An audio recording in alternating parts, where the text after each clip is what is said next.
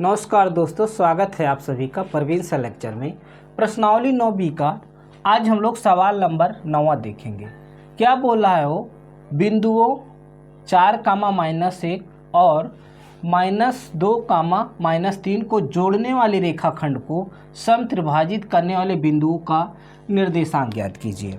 क्या बोला है, दो बिंदु है अपने पास दो बिंदु है, ए और बी, कोई एक रेखा है, कोई एक रेखाखंड है और इसका बिंदु दिया है 4, -1 और इसका क्या है -2, -3। बोल रहा है रेखाखंड को समत्रिभाजित। समत्रिभाजित का मतलब होता है 3 समान भागों में इसको काट रहा है। यहाँ पे हम मान लेते हैं, यहाँ पे P काट रहा है, यहाँ पे Q में काट रहा है।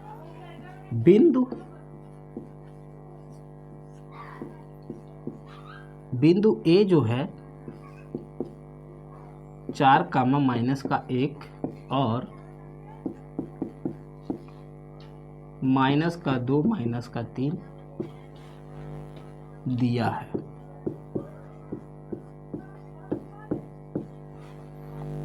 तथा P और Q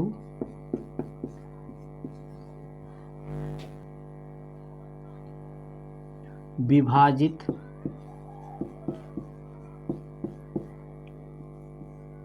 करने वाले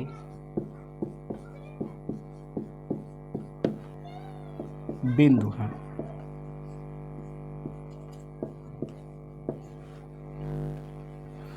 ए और बी ये दो बिंदु है, ये बी वाला है, दिया है पी और क्यू क्या है, विभाजित करने वाला बिंदु है। तब माना ध्यान देना है, सम विभाजित कर रहा है तो ए पी, पी क्यू और क्यू बी क्या होगा, आपस में बराबर होगा। तो ए पी फिर पी क्यू बराबर क्यू बी, तो यहाँ पे बराबर हम लोग मान लेंगे x। यहाँ पे अनुपात निकालेंगे हम लोग, कैसे, ए क्यू बराबर x मान लिए तो ये x हो गया, ये भी x हो गया, ये भी x हो गया। यहाँ पे ए क्यू बराबर ए पी प्लस का पी क्यू बराबर का x, देखो ए पी बराबर x और पी क्यू बराबर क्या है, x है, तो ये हो जाएगा दोनों मिला के 2x। यहाँ पे आप निकालेंगे P और B, पी बी बराबर होगा पी क्यू प्लस का क्यू बी, क्या होगा, ये x होगा, ये x होगा, ये भी 2x हो जाएगा। अब हम लोग अनुपात निकालेंगे। अनुपात कैसे निकालेंगे, यहाँ पे AP अनुपात AQ। AP क्या है, AP x है और AQ क्या है, x क्या होगा, AQ है 2x। तो इसका अनुपात हो गया 1 अनुपात है क्या, इसका अनुपात निकल गया। अब हमको इसका अनुपात निकालना है, ये आ गया 1 अनुपात है क्या, तो 1 अनुपात है क्या हो गया, ये 2 हो गया। अब हमको चाहिए इसका अनुपात, तो यहाँ पे PB बराबर PB अनुपात और QB। PB कितना होगा 2x और ये QB क्या होगा, QB होगा x, तो ये हो जाएगा 2 अनुपात 1 अनुपात यहाँ पे निकल गया। अब इसका अनुपात क्या हो गया, 2 अनुपात 1।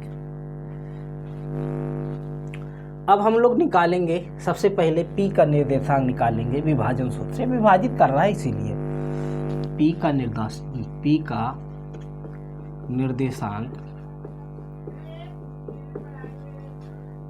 निर्देशांक विभाजन सूत्र से।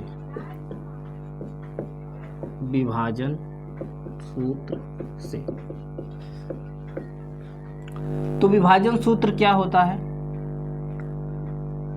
m1 x2 प्लस का m2 x1 बटे m1 प्लस का कामा, यहाँ पे होगा m1 y2 प्लस का m2 y1 बटे m1 प्लस का m2। अंत विभाजित कर रहा है इसीलिए यहाँ पे प्लस लगेगा, बाह्य विभाजित करता है तो वहाँ पे माइनस लगाना चाहिए। यहाँ पे ये वाला रख दे रहे हैं, कोडिंग कर रहे हैं x1, ये y1, ये होगा x2, ये हो जाएगा y2। m1 हमेशा ध्यान देना है, पहले में ये m1 हो जाएगा, ये m2 हो जाएगा। m1 कितना दिया है? 1 गुणे x2 क्या है? x2 है माइनस का 2,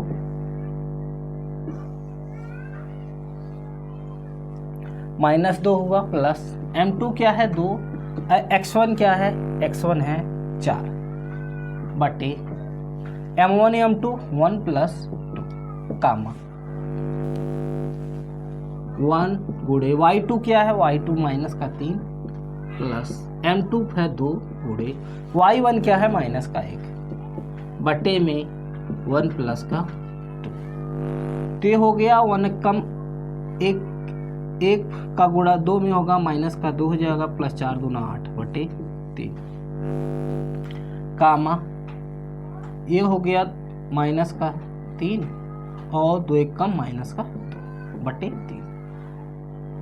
ये 6 2 क्या हो गया? 8 में से 2 जाएगा, क्या बचेगा? 6 बटे 3, ये माइनस का 5 बटे क्या 3। तो बराबर अपने पास क्या आ गया? 3 दूना 6, 2 कामा माइनस का 5 बटे 3। ये किसका निर्देशांक आ गया? P का निर्देशांक। P का ये निर्देशांक आ गया। P का निर्देशांक क्या आया? 2 कामा माइनस का 5 बटे 3। अब हमको Q का निर्देशांक चाहिए, तो हमको विभाजन सूत्र से नहीं, हम इसको मध्य बिंदु के सूत्र से निकाल सकते हैं। PB का मध्य बिंदु, PB का मध्य बिंदु, यहाँ पे इसको x अब मानेंगे, ये ऊपर रख देते हैं थोड़ा, 2:1, x1 हो गया, ये y1 हो गया, ये x2 होगा, ये y2 होगा। तो यहाँ पे सूत्र होता है अपना क्या? x1 प्लस x2 बटे 2 कामा y1 प्लस y2 बटे 2। x1 क्या है अपने पास? 2, x1 है अपने पास 2 और x2 क्या है? माइनस का 2 बटे में 2, प्लस माइनस माइनस हो जाता है। y1 क्या है अपने पास? माइनस का 5 बटे 3, माइनस का 5 बटे 3 प्लस का y2 क्या है? y2 है माइनस का 3, माइनस माइनस इसको माइनस कर दे रहे हैं, ये हो गया माइनस का 3 बटे में 2। इसका मान तो 0 हो गया, 0 में से ये 0 हो गया।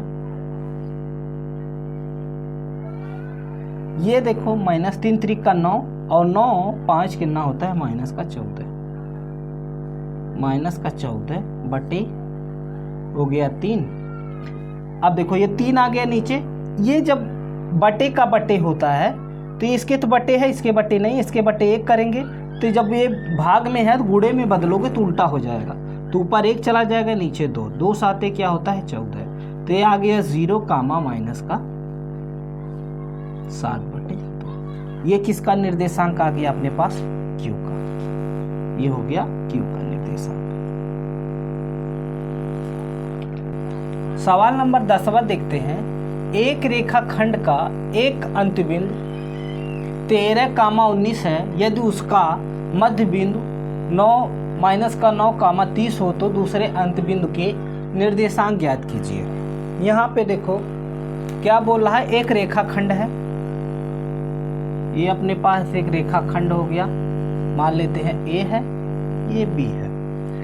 मध्य बिंदु का मतलब है दोनों रेखाखंड के बीचों बीच कोई बिंदु, इसको हम लोग पी मान ले रहे हैं और उसका निर्देशांक दे दिया है। मध्य बिंदु का निर्देशांक कितना है, माइनस का 9 और कामा का क्या 30, और एक अंत बिंदु दिया है, अंत बिंदु, एक अंत बिंदु ये होगा, एक अंत बिंदु ये होगा, तो यहाँ पे ये 13 कामा 19 और यहाँ पे कोई बिंदु नहीं है, यही ज्ञात करना है, तो x कामा क्या हो जाएगा y। यहाँ से हम लोगों को क्या करेंगे, मध्य बिंदु दिया है तो सूत्र से ही लगाएंगे, किसका, AB का मध्य बिंदु। मध्य बिंदु का सूत्र क्या होता है, x बराबर x1 प्लस x2 बटे 2 कामा y बराबर y1 प्लस y2 बटे का 2। अब यहाँ पे देखो ये हो जाएगा x1, ये हो जाएगा y1, ये होगा x2, ये होगा y2। यहाँ पे हम लोगों को दिया है x बराबर कितना दिया है, माइनस का 9 और y बराबर क्या दिया है, 30। ये मान अपने पास दिया गया है। तो यहाँ पे देखो x बराबर, x का मान क्या है, सूत्र में देखो x बराबर है तो x बराबर माइनस का 9 दिया है, माइनस 9 बराबर x1 यहाँ है 13 प्लस x2 क्या है, x है, बटे में सूत्र में होता है। y बराबर क्या दिया है, y बराबर 30 बराबर y1 क्या है अपने पास, y1 है 19 प्लस y2 क्या है, y2 है क्या, बटे में 2। अब जानते हैं इसके बटे कुछ नहीं है, इस पार उस पार है, तो इसके हर से इसके अंश में गुणा, इसमें और हर खत्म। 19 दूना क्या होता है, माइनस का 38 बराबर 13 प्लस का x। ये क्या होगा, 30 दूना क्या होगा 60 बराबर 19 प्लस का y। अब पूरे को इधर लाएंगे, पूरे को उधर भेजेंगे, तो ये इधर लाएंगे, 19 दूना क्या होता है 38। x बराबर क्या दिया है, ओह गलती हुआ है, यहाँ पे 9 है, हम 19 मान लिए हैं। 9 दूना क्या होता है, माइनस का 18। क्या करेंगे, पूरे को इधर लाएंगे, 13 प्लस का x बराबर माइनस का 18।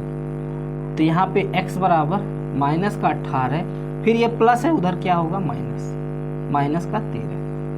x बराबर क्या आया, 8 3 11 2 1 क्या होता है 3, माइनस का x का निर्देशांक क्या आ गया अपने पास, x का निर्देशांक आ गया माइनस का 3। यहाँ पे ये x2 है, अच्छा x2 का निर्देशांक, x2 का निर्देशांक क्या आ गया, माइनस का 31। यहाँ पे 30 गुना 60 हुआ, ये y2 है, तो पूरे को उधर लाएंगे, 19 प्लस का y2 बराबर 60, तो ये y2 बराबर 60 माइनस का 19, तो y बराबर, अब 10 में से 9 जाएगा 1, 5 में से 1 जाएगा, क्या बचेगा 4।